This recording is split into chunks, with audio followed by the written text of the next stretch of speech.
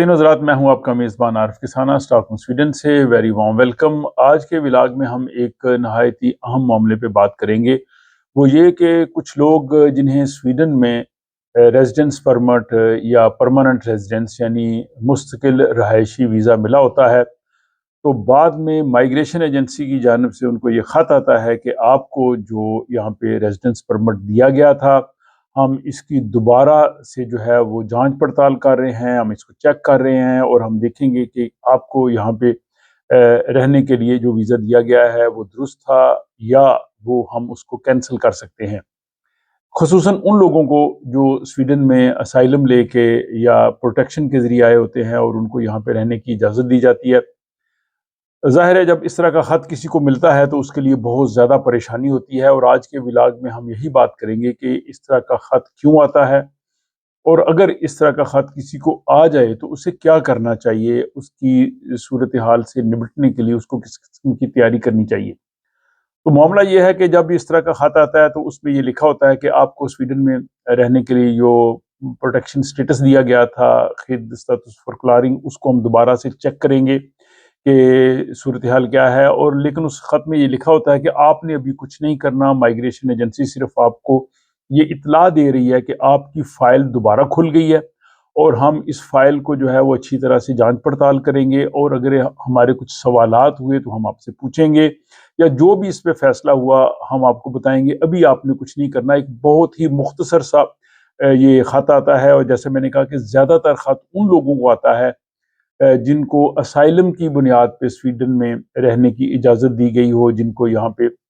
جو ہے وہ ویزا دیا گیا ہو ریفیوجی سٹیٹس میں، اور ان کے لیے یہ جو صورتحال جو ہے ظاہر اس خط کے بعد خاصی جو ہے وہ پریشان کن ہو سکتی ہے. اب سب سے پہلی بات یہ ہے کہ خط آتا کیوں ہے. وہ اس لیے آتا ہے کہ مائیگریشن ایجنسی کو کسی نہ کسی ذرائع سے کچھ نہ کچھ معلومات ملی ہوتی ہیں. وہ معلومات یہاں کے جو مختلف ادارے ہیں ان کی طرف سے بھی مل سکتی ہیں. فار ایگزامپل اس میں پولیس بھی ہے، اس میں جو ٹیکس آفس بھی ہے، فار شکرنگ کاسا وغیرہ، وہ سب جو ہے اب انٹیگریٹڈ ہیں، وہ انفارمیشن جو ہیں وہ ان کو دیتے ہیں. لیکن زیادہ جو وجوہات یہ ہوتی ہیں کہ جن لوگوں کو یہاں پہ پروٹیکشن کے ذریعے، یا جن کو ریفیوجی سٹیٹس، یا جن کو اسائلم اپروو ہوا تھا، یہاں پہ رہنے کی اجازت ملی ہے، یا باقی بھی جو آپ کہہ لیں کہ کیٹیگریز ہیں، ان میں جب وہ لوگ ظاہر یہاں پہ ظاہر کرتے ہیں کہ انہیں اپنے ملک میں مسئلہ ہے، وہ اپنے ملک میں واپس جا نہیں سکتے، اور وہاں پہ ان کو پرابلمز ہیں، اور اس دوران جب وہ اپنی I D, national I D اپنے ملک سے جو ہے اپنے ملک کی ایمبیسی سے رینیو کرواتے ہیں، یا اپنا پاسپورٹ رینیو کرواتے ہیں، یا وہ اپنے ملک جاتے ہیں، یا کسی نہ کسی طریقے سے ان کا اپنے آبائی ملک سے جو ہے وہ تعلق ہوتا ہے، تو جب مائیگریشن ایجنسی کو یہ پتہ چلتا ہے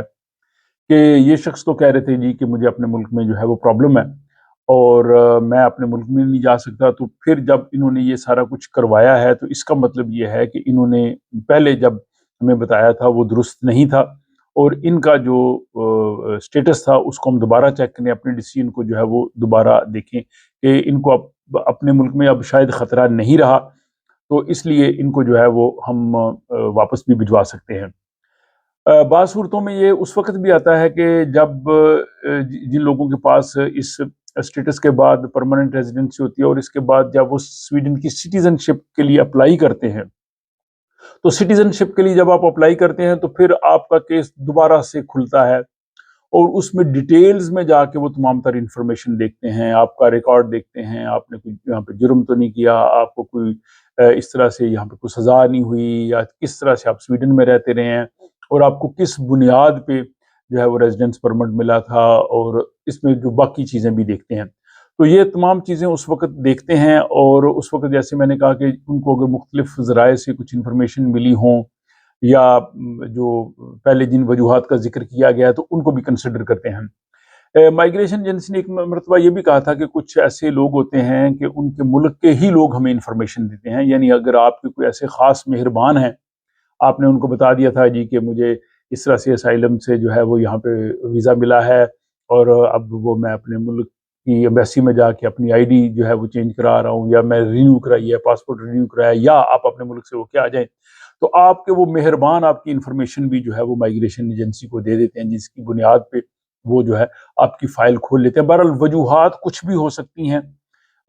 لیکن جیسا کہ وہ خط میں لکھا ہوتا ہے کہ آپ نے فوری طور پہ پینک نہیں ہونا، یہ بڑا امپورٹنٹ ہے، کیونکہ لوگ پوچھتے ہیں کہ کیا میرا ریزیڈنس پرمٹ ختم ہو جائے گا؟ جب تک ان کی تحقیقات نہیں ہوتی کچھ نہیں کہا جا سکتا۔ پہلی بات یہ ہے کہ ہر کیس جو ہے وہ مختلف ہوتا ہے، تمام کیسز ایک جیسے نہیں ہیں، کہ یعنی اگر کسی کو یہ لیٹر آیا تو ہو سکتا ہے اس کا جو ہے وہ ویزا سٹیٹس کوئی فرق نہ پڑے، اور کسی کو ہو سکتا ہے پریشانی ہو، تو یعنی سب کے ساتھ ایک جیسا سلوک نہیں ہوتا، ہر کیس جو ہے وہ انڈیویجول ہوتا ہے۔ تو آپ نے جو ہے وہ پینک نہیں ہونا، اور بہت سے کیسز میں وہ جو ہے وہ کچھ نہیں کرتے، وہ ویزا وغیرہ کینسل نہیں کرتے، اس لیے آپ نے اس میں جو ہے وہ فوری طور پہ پینک نہ ہو، لیکن اپنی تیاری مکمل کریں۔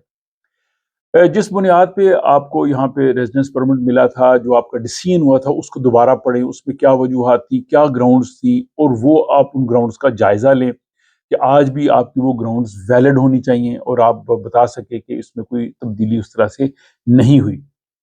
دوسری امپورٹنٹ بات یہ ہے کہ اگر آپ نے آئی ڈی رینیو کروائی ہے، اگر آپ نے اپنا پاسپورٹ رینیو کروایا ہے، تو یہ آپ کی قانونی ضرورت ہو سکتی ہے، کیونکہ جب تک آپ کے پاس سویڈش سٹیزن شپ نہیں ہے، آپ اپنے ملک کا پاسپورٹ رکھتے ہیں، اگرچہ آپ کے ملک میں آپ کو خطرہ ہے، لیکن آپ نے پاسپورٹ تو رینیو کروانا ہے، یا اگر آپ کے پاس اپنے ملک کی آئی ڈی ہے، اس کی بنیاد پہ ہی آپ کا پاسپورٹ، اور یہاں جب سویڈن کی سٹیزن شپ کے لیے اپلائی کریں گے تو یہ ڈاکومنٹس ضروری ہیں، ان کے بغیر آپ نہیں رہ سکتے۔ اگر تو آپ کو اسٹیٹ لیس قرار دیا گیا ہے، اور سویڈن میں آپ کو پروٹیکشن اسٹیٹ لیس کے طور پہ دی گئی ہے، پھر الگ بات ہے، لیکن اگر آپ کے ملک کی آئی ڈی اور پاسپورٹ رکھتے ہوئے سویڈن کی مائگریشن ایجنسی نے آپ کو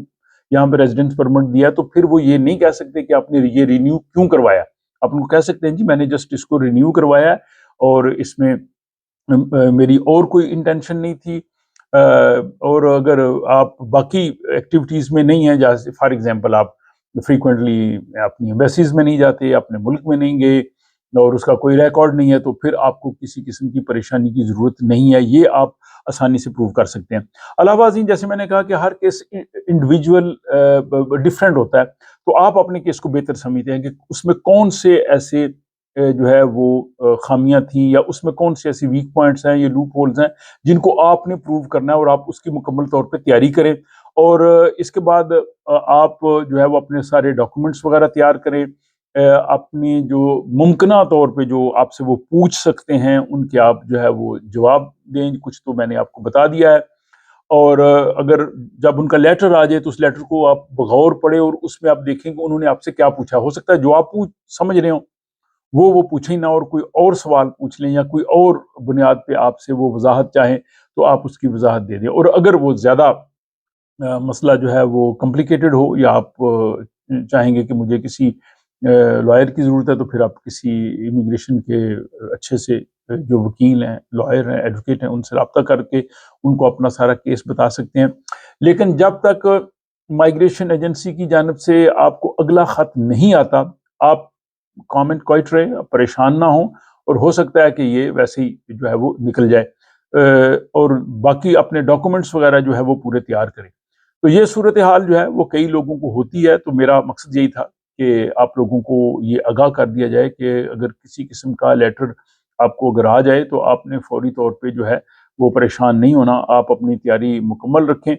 اور اس کے بعد ان کو جو ہے وہ ان کے مطابق ٹو دی پوائنٹ جواب دیں۔ مجھے امید ہے کہ یہ ولاگ بہت سے لوگوں کے لیے جو ہے وہ انفارمیٹیو ہوگا، تاکہ وہ اگر اس قسم کی صورتحال سے وہ گزرے ہیں یا گزر سکتے ہیں تو وہ اپنے آپ کو تیار رکھیں گے۔ اس ولاگ کے حوالے سے اپنی رائے کا ضرور اظہار کیجیے، اپنا خیال رکھیے گا، ملاقات ہوتی ہے آپ سے اگلے ولاگ میں۔